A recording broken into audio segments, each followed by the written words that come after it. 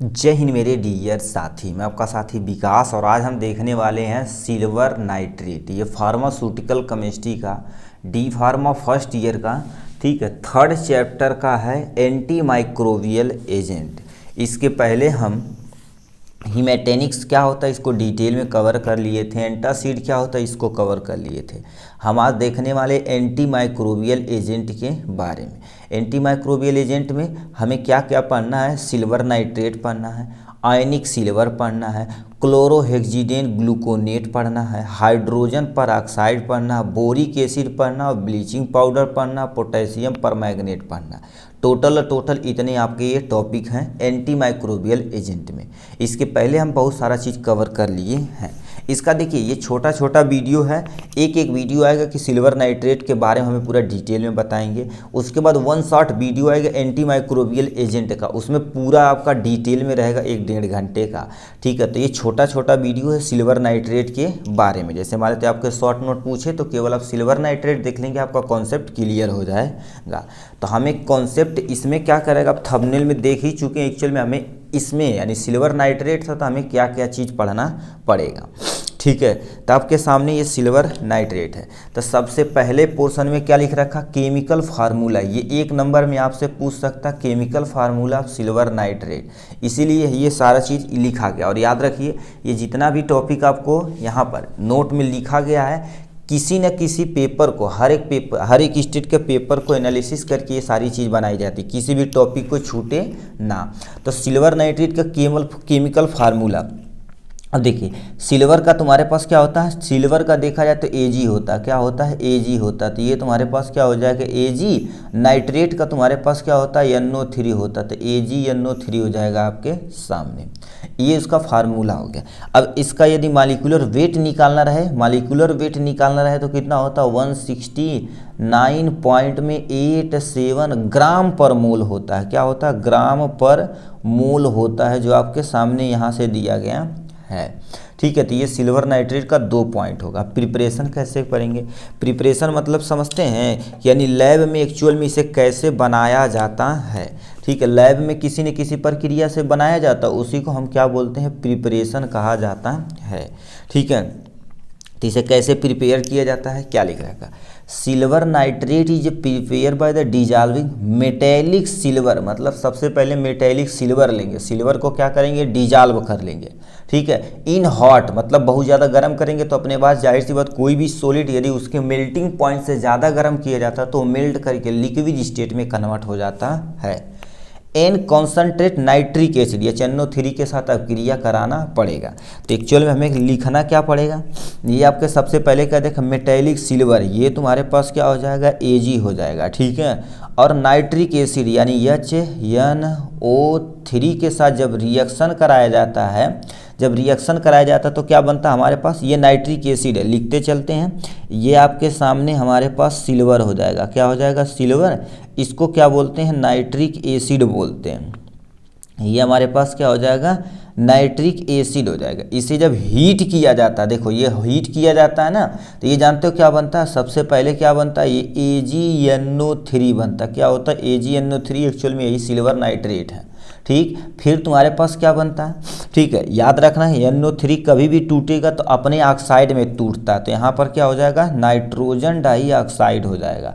उसके बाद तुम्हारे पास क्या होगा, एक हाइड्रोजन लेकर और इससे एक तुम्हारे पास जो ऑक्सीजन है ये बना लेता है, तुम्हारे पास क्या होगा H2O बना लेता है। क्या बना लेता है, H2O, जो वाष्प के रूप में क्या हो जाता है, निकल जाता है। बैलेंस करना रहेगा आपको ना, Ag यहाँ पर 1 है, यहाँ पर 1 है, HNO3 देखा जाए तो हाइड्रोजन यहाँ पर 2 है, यहाँ पर 1 है, बट ये डिस्टर्ब हो जाएगा तो यहाँ 2 से हम क्या कर देंगे, गुणा कर देंगे। यन मतलब 1 यानी 2 1 2 हो जाएगा, 1 और 2 ये कंप्लीट हो। ऑक्सीजन देख लो 3 दूना 6, 3 2 5 और 1 6, मतलब ये जो अभिक्रिया दी गई है ये आपके सामने क्या हो गई, बैलेंस हो चुकी है। इसी तरह से आपको क्या कर देना, इस रासायनिक अभिक्रिया को बैलेंस कर देना है, क्योंकि बैलेंस नहीं करेंगे ना, ठीक है। तो आप पढ़े होंगे क्लास 10th में बैलेंसिंग के बारे में, जब बैलेंस नहीं करेंगे तो अभिक्रिया हमारी सही से नहीं संपन्न हो पाएगी, ठीक है। तो ये आपके सामने ये हो गया यहाँ से। अब इसको क्या कर देते हैं, ब्रैकेट के अंदर अच्छे से बंद कर देते हैं। ये आपका हो गया एक प्रिपरेशन के बारे में, ठीक है। तो दोबारा बोल देते हैं, सिल्वर नाइट्रिक एसिड अम्ल के साथ अभिक्रिया करेगा तो Ag सिल्वर मतलब सिल्वर, ठीक है, ये तुम्हारे पास क्या हो जाएगा, सिल्वर नाइट्रेट हो जाएगा, सिल्वर नाइट्रेट हो जाएगा। इसको नाइट्रोजन डाइऑक्साइड, इसे जल तो आप जान ही रहे हैं। तो ये हो गया प्रिपरेशन की, लैब में एक्चुअल में प्रिपरेशन कैसे किया जाता है। अब नेक्स्ट पे आते हैं, इसकी फिजिकल प्रॉपर्टी पे हम देख लेते हैं।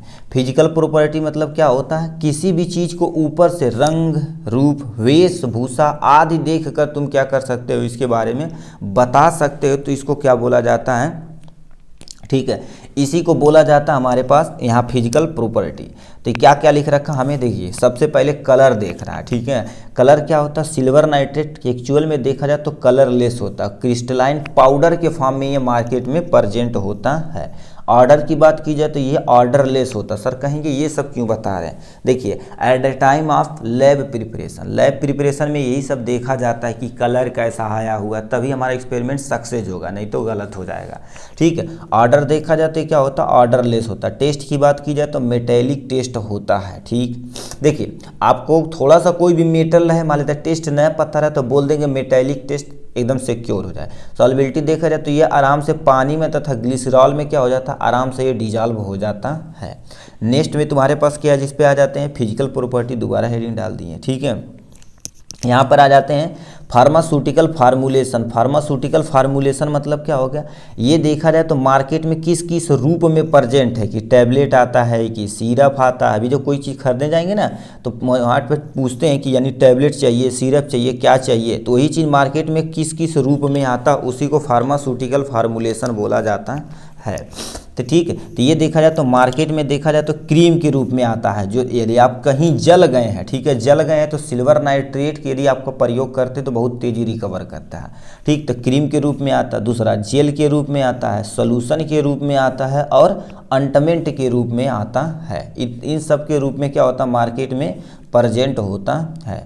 अब आते हैं ब्रांड नेम पे, मतलब यदि हम मार्केट में खरीदें तो कोई पॉपुलर ब्रांड नेम रहेगा ना, और याद रखना ब्रांड नेम आप गूगल भी कर सकते हैं, जो आपको दिखे वो कर सकते हैं। ये बुक में इतना दिया क्योंकि कईयों कंपनियां हैं जो बनाती हैं। जैसे यहाँ पर क्या होगा, सिल्वर वेल हो जाएगा, और क्या होगा, सेल्डा फ्लो हो जाएगा, सिल्वरेक्स हो जाएगा, एजीनियो हो जाएगा और सल्फेहेक्स हो जाएगा। तो ETC कर देना यहाँ पर, क्योंकि एक नहीं कईयों कंपनियाँ होती जो क्या कर देती, सिल्वर नाइट्रेट बनाती हैं। उसके बाद तुम्हारे पास किस पे आ जाते हैं, स्टोरेज कंडीशन पे। मतलब देखिए यदि आप कोई भी दवा लेते हैं, आप अच्छे से सूटेबल कंडीशन में नहीं स्टोरेज करते हैं ना, तो उसकी सॉल्युबिलिटी ख़राब हो जाएगी, केमिकल प्रॉपर्टी खराब हो जाएगी, स्टेबिलिटी खराब हो जाएगी, ऐसे बहुत सारी चीज़ें दिक्कत हो सकती है। तो स्टोरेज कंडीशन बहुत ही ज़रूरी है। जैसे आप कोई वैक्सीन लाएँ तो कुछ वैक्सीन होती है जिसका एक सूटेबल टेम्परेचर होता है कि उसे हमें फ्रीज में रखना ही रखना है। तो यहाँ पर कुछ दवाइयाँ होती हैं, जैसे क्या पहले लिखा storage at room temperature. Room temperature मतलब क्या हो गया, ये 25 डिग्री सेल्सियस से लेके आप 30 डिग्री सेल्सियस के बीच में रख सकते हैं, ये रूम टेम्परेचर होता है, ठीक है।